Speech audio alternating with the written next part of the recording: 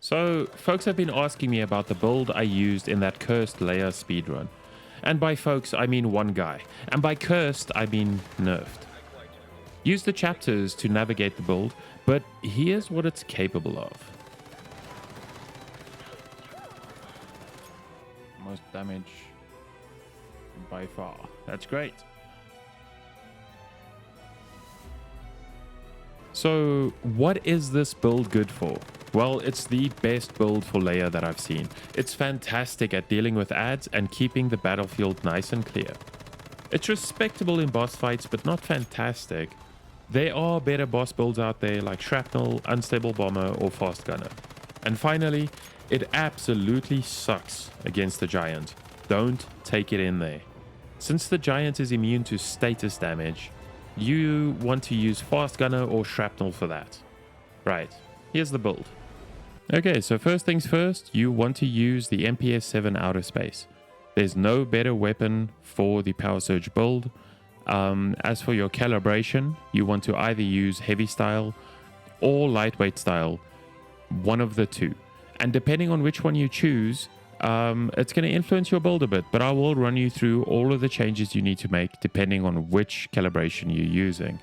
Obviously, you want double elemental on whatever calibration it is you choose.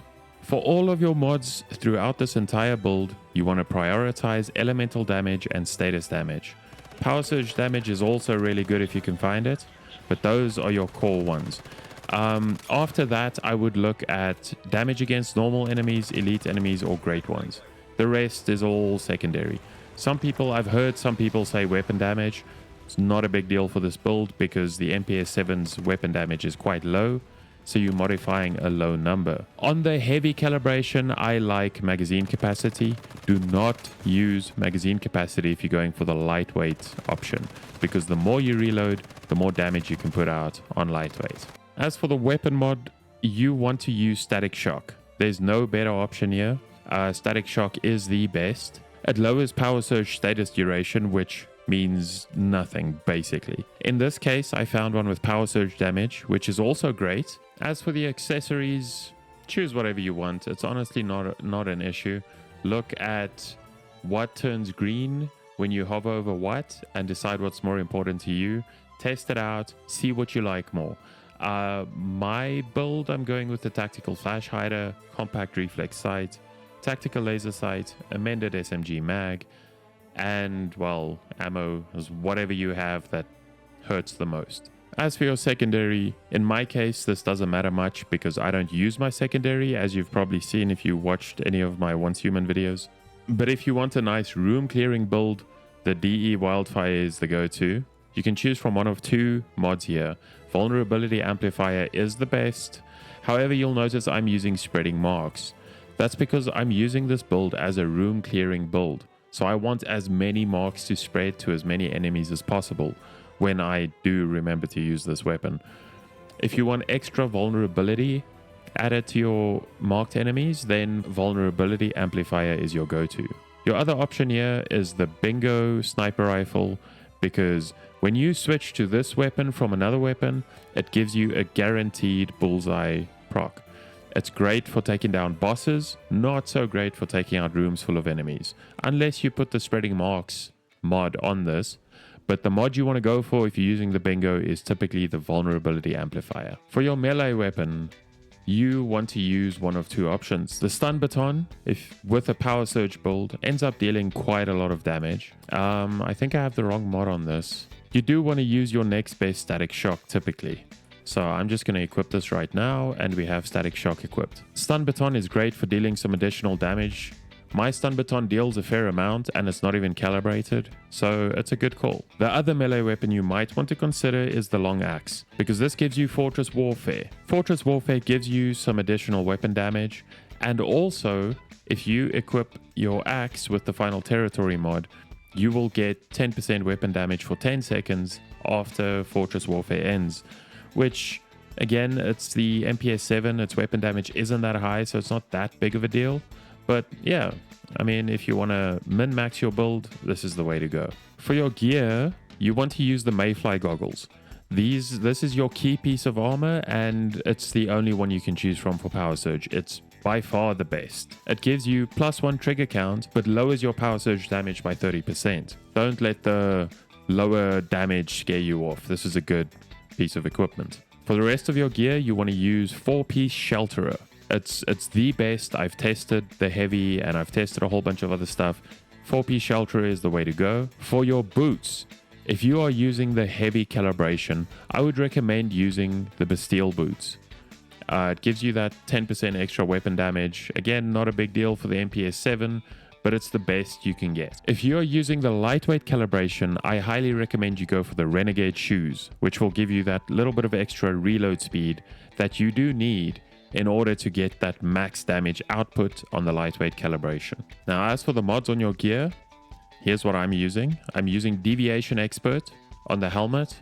It's by far the best in my opinion. Even on the lightweight build, you can use this one and it's just great. As always, you want to prioritize element damage and status damage. You'll see I've got some magazine capacity. That is because I am running the heavy calibration and that's the only reason. I wouldn't use this exact mod with magazine capacity on the lightweight calibration. For your mask mod, you want to use Thunderclap. Again, there's no better mod here. I haven't found a better one. Thunderclap is amazing.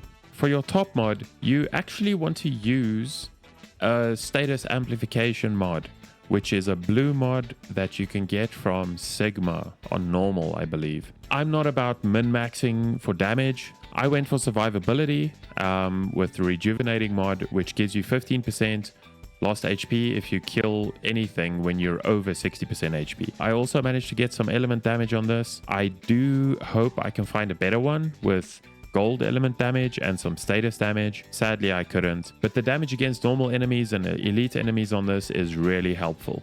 Now on the pants, I use Precision Charge. And this is probably the most controversial part of the heavy calibration. Arguably, the better mod here is status amplification, which gives you an extra 30% of status damage when you reload often. So this is by far the best mod for the lightweight calibration. Use this if you are using the lightweight calibration. For me, I've tested both and I found that Precision Charge does more damage, but you do need to focus on the weak spots to get that additional damage. You only get 24% elemental damage, and that's only if you hit 60% of your magazine, more or less, on the weak spot. So it's great in LEA where there are lots of big weak spots. It's great against the Shadowhound, but against something like the big fridge boss, it's not all that useful. Then I would probably go with status amplification for that fight, even if I'm using heavy calibration. But for me, Precision Charge is the better mod here.